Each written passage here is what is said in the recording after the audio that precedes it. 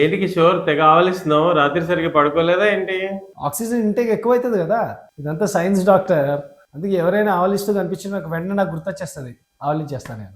Half knowledge కి full confidence, classic Kishore style. Yawning అనేది ఒక involuntary reflex which involves opening the mouth widely and taking a deep breath and then exhaling. Yawning causes ఏంటంటే sleeplessness or fatigue, boredom or low stimulation, stress or anxiety, changes in alertness like waking up or preparing to sleep. And finally, seeing or thinking of a yawning person, which is called contagious yawning. అంటే నువ్వు చేసిందనమాట.